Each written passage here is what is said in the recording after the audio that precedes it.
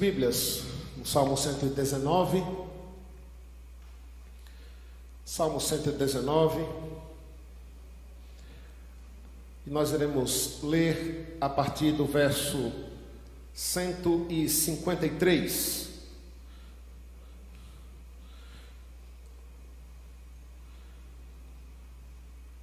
Estamos caminhando para a conclusão, deste salmo, que iniciamos lá no seu verso 1, nos primeiros 8 versos, pois é assim que se divide esse salmo, de 8 em 8 versos, cada um dos seus blocos correspondente a uma das letras do alfabeto hebraico.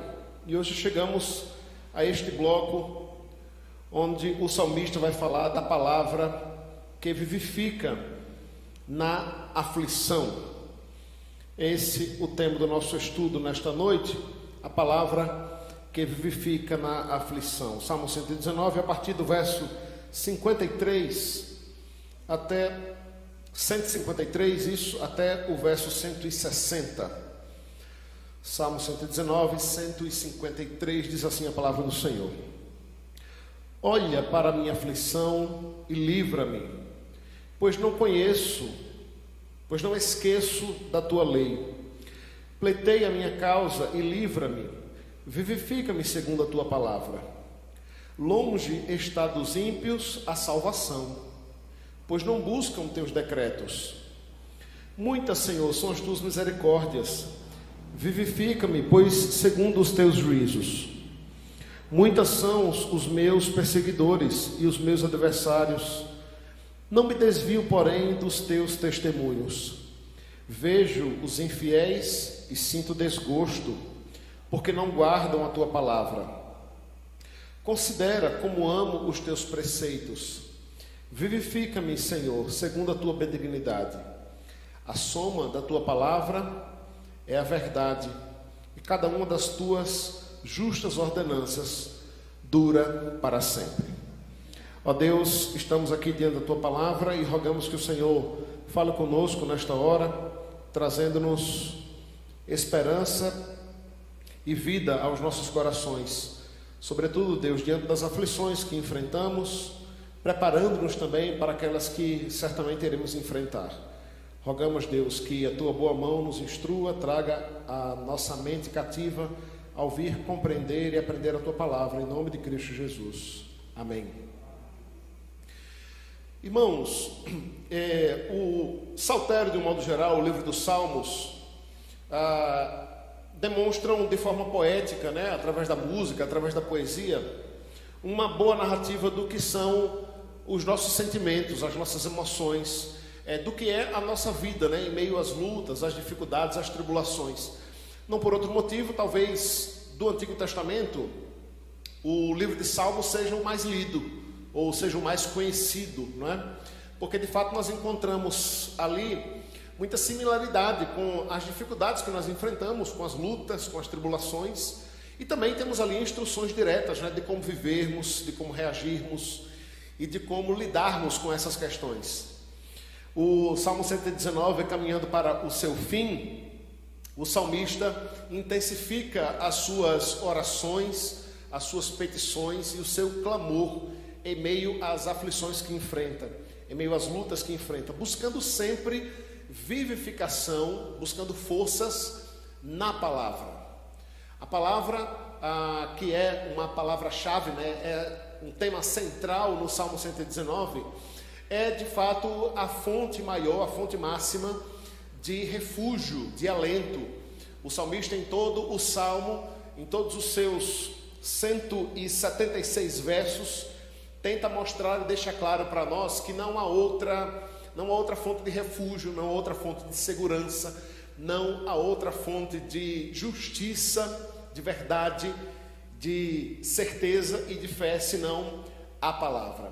Então ele começa o verso no Salmo 153, começa este bloco aí, no Salmo 153, vá acompanhando comigo, clamando ao Senhor: olha para a minha aflição e livra-me, pois não me esqueço da tua lei.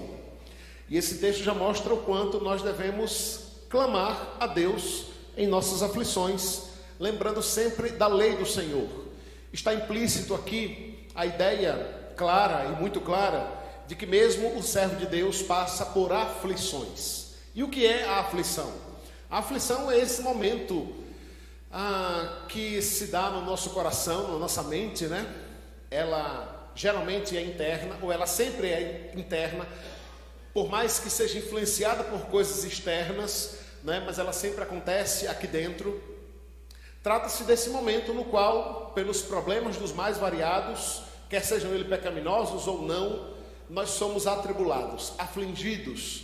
A nossa alma é abatida e angustiada pelos problemas, pelas dificuldades, né? Então aqui o salmista faz algo que deve ser uma característica de todo crente, que é a oração.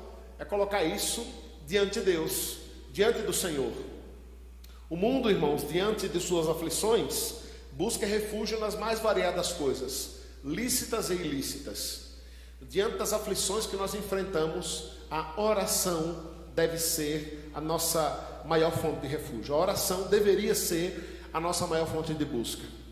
Mas muitas vezes erramos, pecamos e negligenciamos nesse sentido, deixando de orar como deveríamos, deixando de orar o quanto deveríamos. Sim, porque muitas vezes as tribulações e dificuldades que nós enfrentamos, os sofrimentos que nós enfrentamos, é Deus dando-nos uma excelente oportunidade de nos achegarmos a Ele em oração.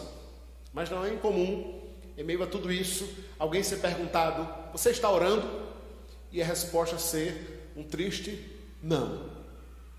Pessoas que se deixam sufocar pelos problemas e deixam que estes mesmos problemas o afastem de Deus, o afastem do Senhor.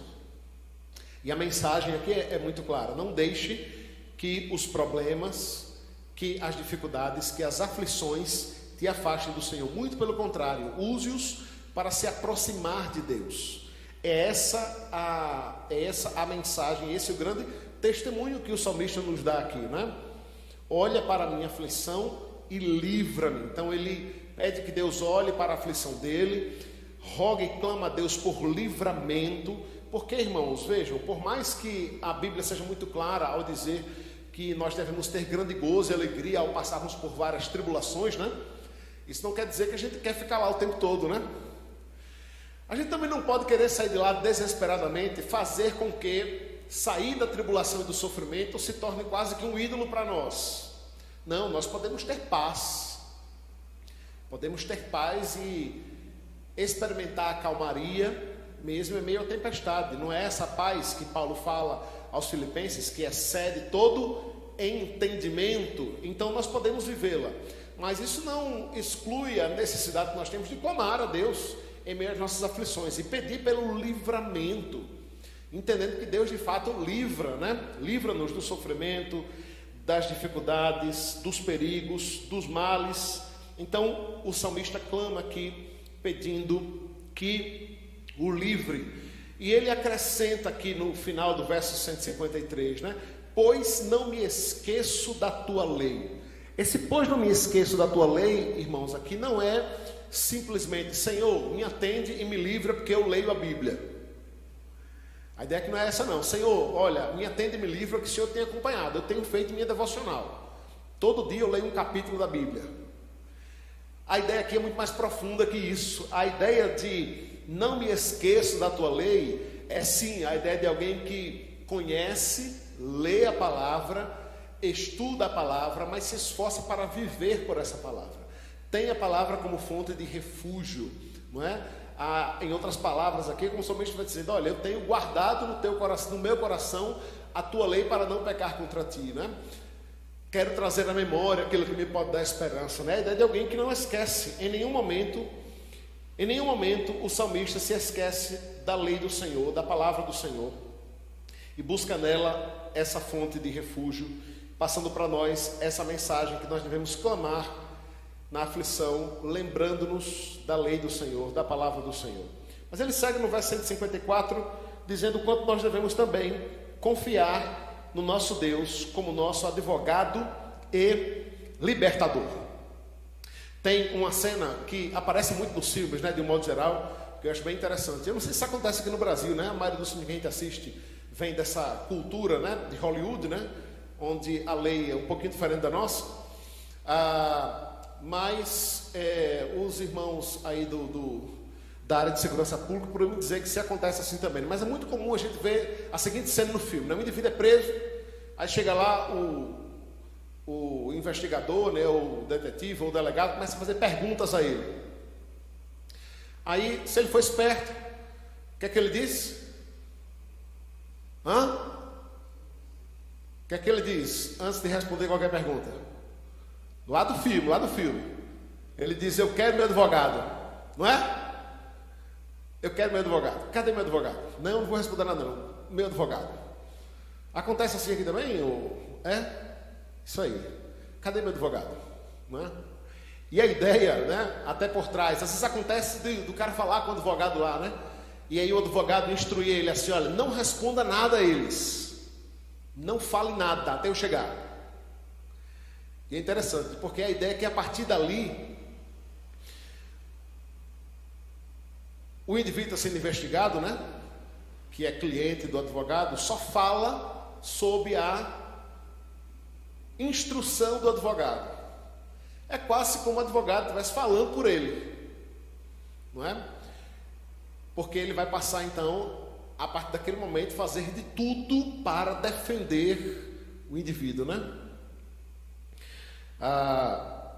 O salmista aqui no verso 154 usa essa linguagem jurídica para clamar e rogar a Deus como o seu defensor, como aquele que está à frente da sua causa. Olha só: pleiteia a minha causa, diz ele, e livra-me, vivifica-me segundo a tua palavra. O salmista que invoca a Deus como seu advogado, clamando por sua defesa e renovação da vida, conforme as promessas que o Senhor mesmo deu.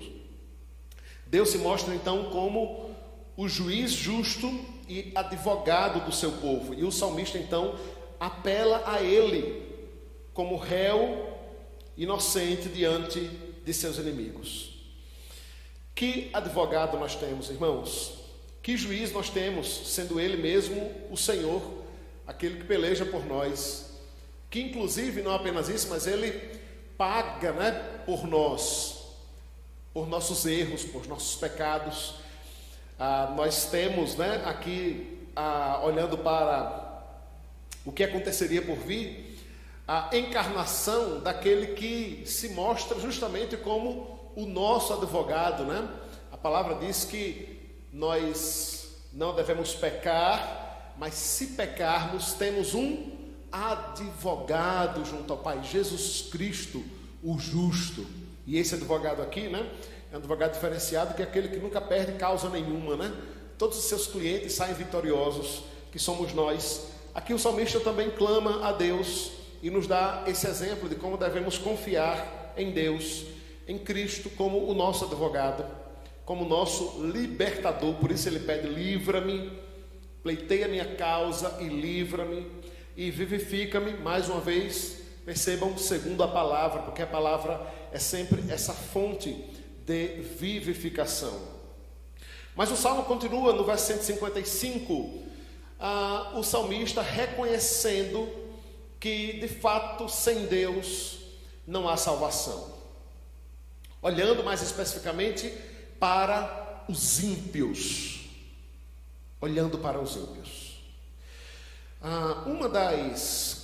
uma das lástimas que essa cultura do politicamente correto tem influenciado a igreja e os crentes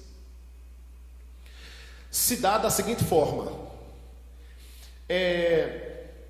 gente ímpia, que nunca teve vida com Deus, que nunca teve vida com Cristo, que nunca deu bom testemunho, mas que por ser gente boa, por ser um bom cidadão, por ser alguém muito querido da sociedade, passou a ir para o céu. E aí um crente que se levanta para dizer: não, fulano de tal não foi para o céu, não está no céu, não era crente. Isso passou a ser visto como um discurso precipitado, não é? Passou a ser mal visto. E aí a pergunta é, não, mas quem é você para condenar alguém, né?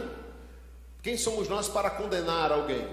Mas o que mais tem na nossa cultura, no nosso meio, são pessoas colocando gente no céu,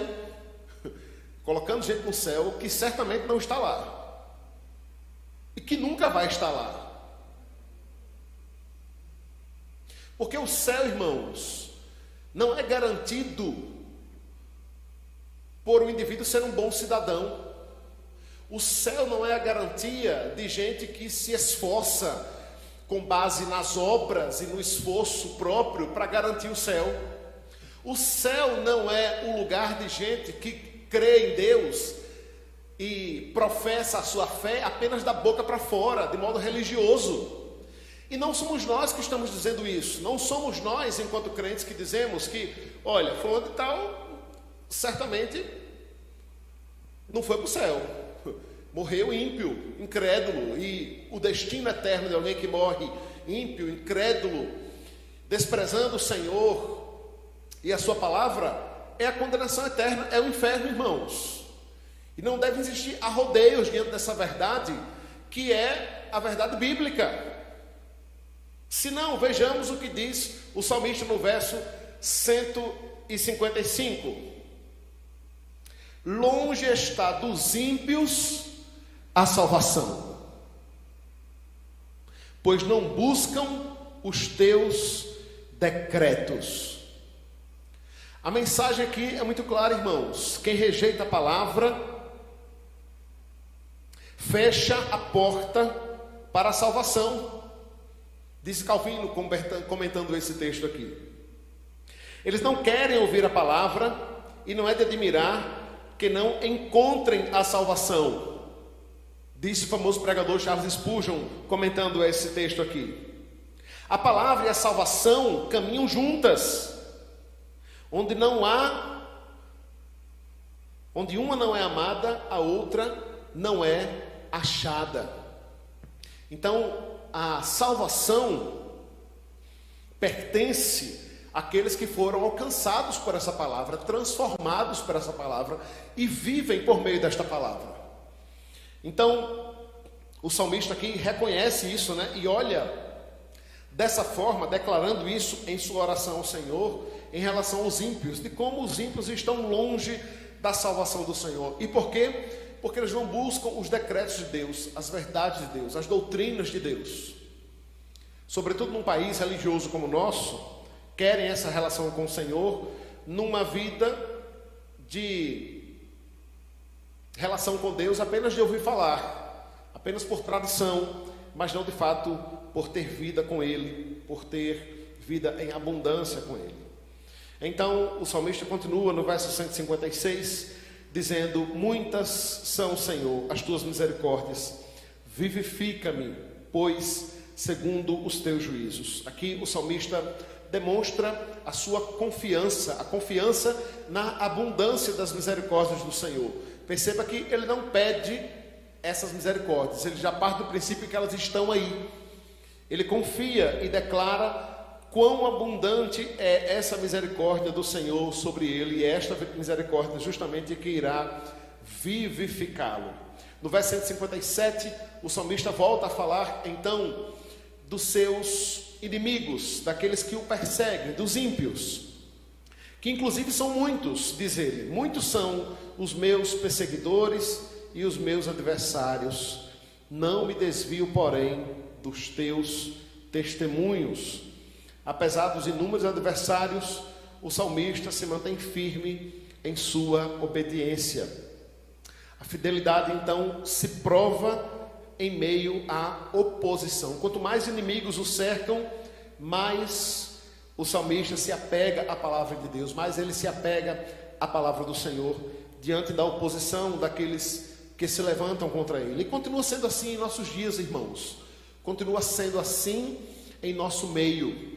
Não só na vida daqueles que se convertem a Cristo, passam a ter uma nova vida nele, mas também na vida daqueles que abrem os olhos para a verdade bíblica contida no Evangelho e na palavra do Senhor. Eventualmente, nós temos contatos com irmãos que vieram de outras denominações ou até outras igrejas que são verdadeiras seitas, porque ensinam, como diz Paulo, um outro evangelho, e o que na verdade não é um outro evangelho, porque não existe um outro evangelho, né?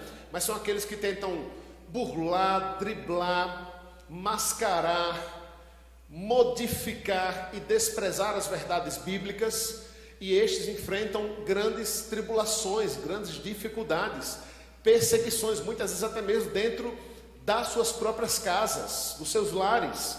Mas é assim que é diante daqueles que querem defender a verdade de Cristo, defender a verdade do Senhor. O salmista declara isso aqui, né? O quanto ele vê se agigantar e se avolumar os seus perseguidores, aqueles que se levantam contra ele, mas ele, porém, se agarra nos decretos e no testemunho do Senhor. Diz ele que vê os infiéis e sente desgosto, verso 158. Vejo os infiéis e sinto desgosto, porque não guardam a tua palavra. A ideia aqui, irmãos, é que o coração do justo de fato se entristece ao ver a impiedade prosperar e a palavra de Deus ser desprezada. Quantos de nós não temos esse sentimento ao vermos o curso que anda este mundo? Ao ligarmos o noticiário e vermos a maldade que o ser humano é capaz, ver o que o homem mau, perverso, é capaz de fazer contra uma mulher, contra crianças, contra um país, contra uma nação inteira. O que pais são capazes de fazer com seus filhos e filhos com seus pais. O que o cidadão de bem, o pai de família, o trabalhador sofre muitas vezes diante da mão do ímpio, do homem perverso, cruel, violento. Tudo isso, irmãos, deve causar de fato essa repulsa em nós. Isso é algo que nós devemos policiar os nossos corações. Nós não devemos nos acomodar diante do mal que se prolifera nesse país, diante do mal e da maldade que cresce em nossa geração, em nossa cultura. O nosso sentimento deve ser esse aqui do salmista, irmãos, de ver essas coisas, sentir desgosto, tristeza, indignação, de fato, por ver a palavra de Deus sendo desprezada, sendo banida, sendo vilipendiada nos nossos dias. O coração piedoso não é indiferente ao pecado dos outros, não se deleita na ruína do ímpio, mas chora por eles, mas lamenta por eles. E é esse o nosso papel também neste mundo, enquanto servos do Senhor, enquanto servos de Deus, enquanto clamamos que o Senhor continue nos ajudando a amar e obedecer a sua palavra. Veja o que diz o Salmo no verso 159, diz ele: considera como amo os teus preceitos, vivifica-me segundo a tua benignidade. E aqui o salmista apresenta esse contraste, né, entre aqueles que desprezam a palavra de Deus, ele é este que ama a palavra do Senhor. Dentre os ímpios que se proliferam e crescem, ele permanece firme nos decretos do Senhor, rogando que o Senhor o vivifique segundo a benignidade do próprio Deus. O amor do salmista pela palavra é a prova do seu relacionamento com Deus. Percebe porque não é possível alcançar essa salvação ou dizer que é salvo se você é alguém que não ama a palavra?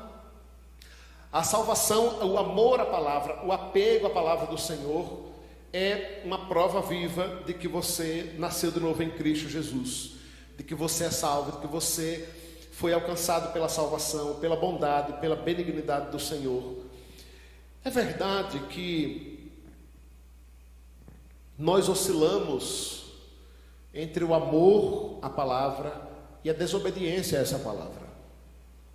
Porque o que é o pecado senão a desobediência à palavra? A essa mesma palavra a qual nós amamos.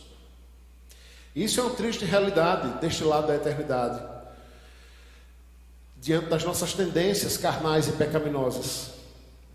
Mas a nossa luta constante e esforço contínuo deve ser de fato para declarar o nosso amor à palavra de Deus como preceito do Senhor, juízo do Senhor em nossas vidas. Não apenas com os nossos lábios, mas com o nosso procedimento e em nosso coração. Leiamos todos juntos o verso 160, que diz: a soma da tua palavra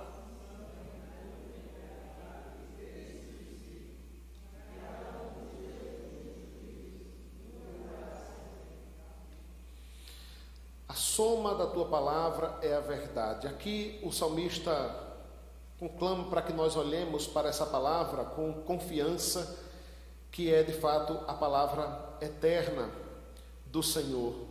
Por isso ele diz: as tuas palavras são em tudo verdade desde o princípio. Temos vivido, irmãos, num tempo de ataque à palavra do Senhor, de ataque à palavra de Deus. Sempre que conceitos praticados pelos cristãos, que são conceitos bíblicos, escriturísticos, dados pelo próprio Deus, são questionados, são tidos como ultrapassados, ou como retrógrados, ou como algo que não deve ser visto ou praticado.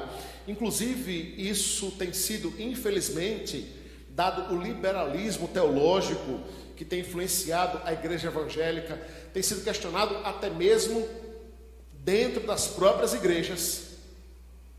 Nós devemos nos voltar para a palavra, conforme o verso 160, o salmista nos lembra de que essa palavra são em tudo verdade, verdade de Deus, desde o princípio, e cada um dos seus justos juízos dura para sempre. Toda a escritura, em sua totalidade, em cada parte, é a verdade justa e eterna de Deus. Nenhuma parte da palavra é uma fábula, toda ela é verdade e permanece para sempre. A palavra do Senhor, portanto, é a verdade e nada dela se desfaz. E nós devemos crer e aceitar e vivê-la. Entendendo, inclusive, lembre-se do contexto aqui, é um contexto de aflição, de perseguição. O salmista começa o verso 153 clamando que o livre de suas aflições, porque ele conhece a lei do Senhor.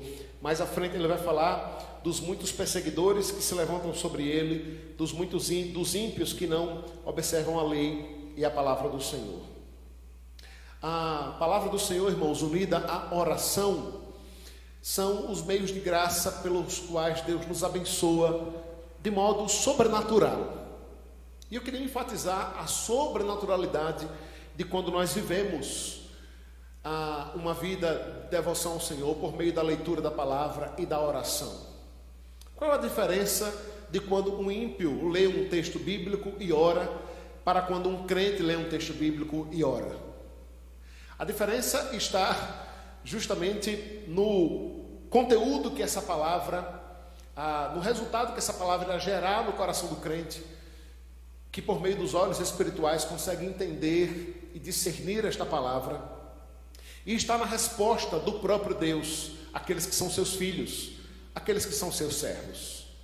O Salmo 119, irmãos, uma vez mais, nos lembra de como e do quanto nós devemos buscar ao Senhor, buscar a Ele mais intensamente, mais em volume, por meio da sua palavra, conhecendo a sua palavra e buscando também por meio da oração. Que o Senhor assim aplique a sua palavra aos nossos corações, nos abençoe e derrame da sua graça sobre nós. Vamos ficar de pé e vamos orar ao Senhor, clamando a Ele a sua direção e a sua bênção sobre as nossas vidas. Ó Deus, nós amamos a palavra do Senhor, é por ela que nós vivemos, ela é a lâmpada para os nossos pés, ó Deus, ela é a bússola para o nosso caminho. A tua palavra é a nossa verdade, a tua palavra é a fonte, Deus, de água viva que jorra do trono do Senhor. Muito obrigado, Deus, porque o Senhor a deu a nós. Obrigado porque o Senhor a preservou, chegando até os nossos dias, mesmo sendo escrita há tantos séculos. Obrigado, Senhor, porque ela continua sendo palavra viva do Senhor. Ó Deus, e como diz o apóstolo Paulo, é o poder de Deus para todo aquele que crê, pois nela contém o Evangelho da palavra do Senhor. O Evangelho, Deus, que emana da cruz, o qual nos salvou por meio de Cristo. Ó Deus, rogamos ao Senhor que o Senhor nos dê sede por esta palavra. Ó Deus, rogamos ao Senhor que o Senhor desperte aqueles que estão distantes da Tua palavra, para buscar-te, para conhecer-te, para estudar, Deus, e se aprofundar, Deus, nos mistérios do Senhor revelados aqui. Ó Deus, desperte-nos para a oração, que possamos ser homens e mulheres de oração, adultos e crianças de oração, que tenhamos prazer em vir à casa do Senhor para conhecer a Tua palavra, para Te buscar por meio da oração, entendendo, Deus, que esse é o meio pelo qual o Senhor nos abençoa. Nós só temos bênçãos diante do Senhor quando Te buscamos de fato e de verdade. Agora rogamos que o Senhor abençoe cada um desses irmãos que aqui estão, Te louvando pela disponibilidade deles em vir à Tua casa de oração hoje, aprender mais de Ti e buscar-Te por meio da oração. Abençoe os irmãos que nos acompanham nesta hora pelo nosso canal do YouTube, em suas casas, dando-nos a oportunidade de estarmos juntos também. E que tenhamos o resto de semana de paz em Tua presença, segundo a Tua graça e bênção sobre nós. Que a Ti oramos. Amém. Vão em paz, irmãos. Deus abençoe. Uma boa noite a todos.